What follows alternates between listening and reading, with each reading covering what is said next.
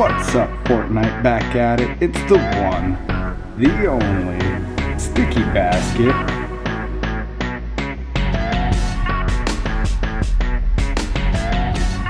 It seems everyone, everywhere is thirsty. I'd like to begin with my beef for not making more videos as of late. You'd think with a global pandemic I'd have plenty of free time, and you'd be right, but that means less sources of inspiration, and seeing as we all have access to the internet, there's not much I can add to your day besides the standard internet commentary. So, to begin with, Reddit is still a shithole, Twitter is still a shithole, and Twitch permabanned someone I hadn't heard of. I've done some research and come up with some speculation of my own, and there's a ton of that going on around the strange case of Dr. Disrespect. But the leading theory in terms of popular belief is that Dr. Disrespect doesn't hold a PhD. Upon digging deeper into the case, the university this gentleman went to, via Wikipedia, has a pre-doctoral program. So it was seen as a slight against the disrespect industry for this man to be practicing publicly without first obtaining the proper accreditation for his specialty. I welcome any counters to this claim because, again, I've been in want for inspiration and I'd love to make an apology regarding it. My source is in the description. And scene. There are many games that I've been drawn to these past couple months, but only one went from acceptable to terrible, and that's why I'm granting the 2020 Downward Slope Award to Modern Warfare. From microtransactions to obscene update sizes, on the surface, it looks like a good game. The first download seems intimidating, but that's just the cost of uncompressed audio. It's relatively standard games don't ship finished in this era, or maybe it's the start of a new season, so you download the 40 gigabyte update because you already spent 200 gigs on it and deleted other games you could have been playing. Thus, the Stockholm Syndrome begins. You find yourself saying the audio is good instead of talking about the lopsided meta. You reminisce about the first time you saw a map you just paid 30 gigs for, but neglect that the original it came from was less than half that. But it has 4K, you scream while Infinity Ward lines their pockets with your hard drive. Never mind that you use a 1080 monitor and wear corrective lenses to see the real world in standard definition. It sounds so good until you realize you've been starved of comparison in the dungeons beneath Infinity Ward.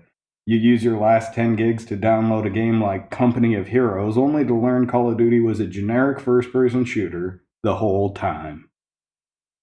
And scene.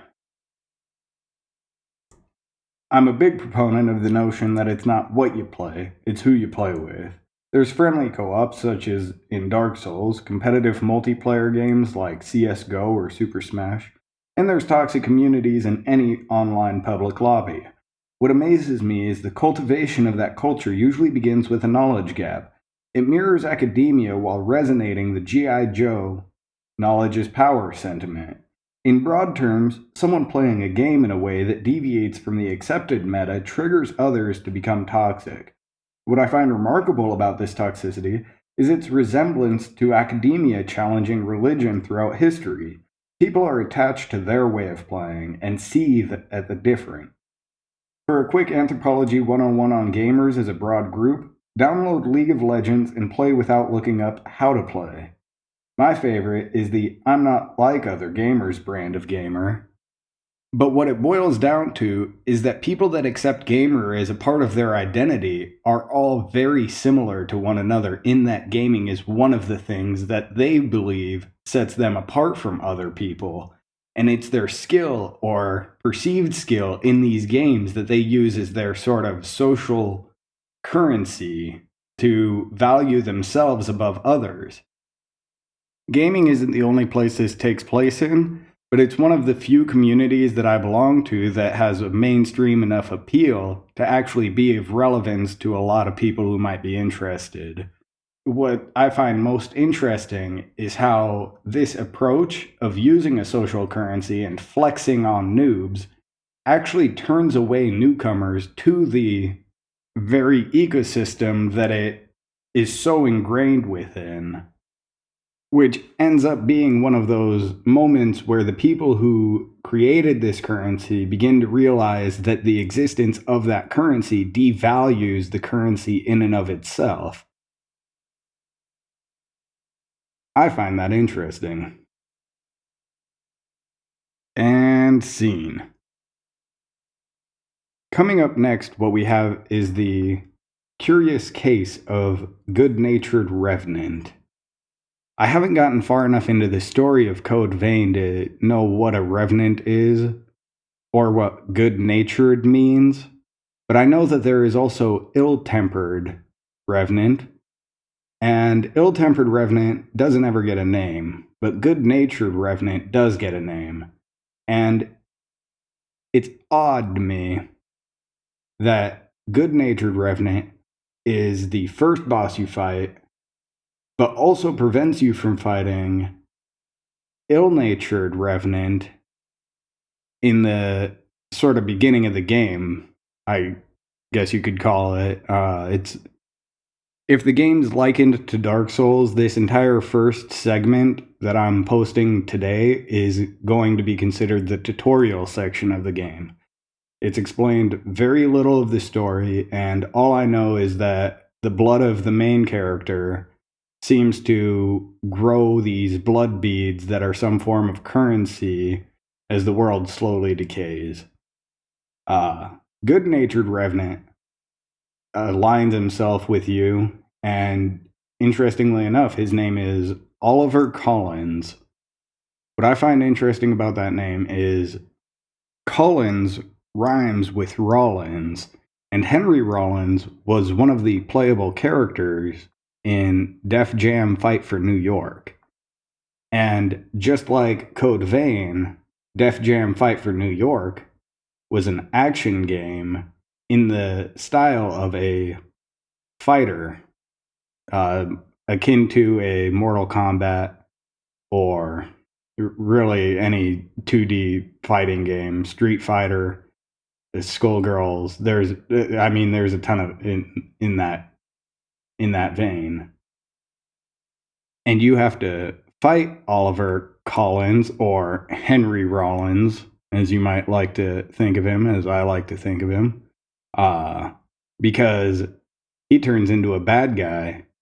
But the way he turns into a bad guy is because he doesn't want to turn into a bad guy. Because again, remember his original character name, it was Good-Natured Revenant.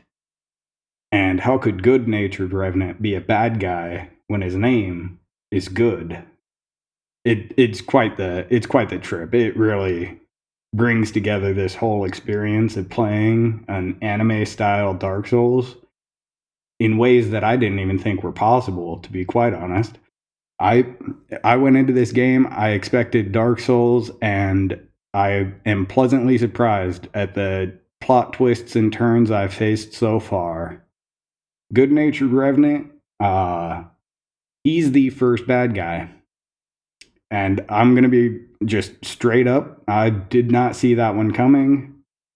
I had a suspicion that Ill-Natured Revenant would be a bad guy, and I think if I keep playing more, that Ill-Natured Revenant will come back. At the end of this first sequence, you don't actually go with Ill-Natured Revenant anymore, because he kicked you in a hole, and I suppose the protagonist doesn't really like being kicked into holes, which it's understandable. I see where he's coming from. I kind of empathize with him on that level.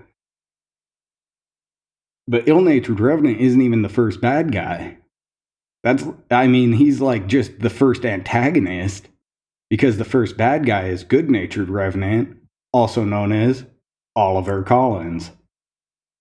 So, if you think about it, Henry Rollins, who in Def Jam Fight for New York, Henry Rollins actually was the guy you would go to if you wanted to level up skills and stuff and create new fighting styles or whatever the plot of that game was. I can't quite remember. I think it had something to do with fighting for New York.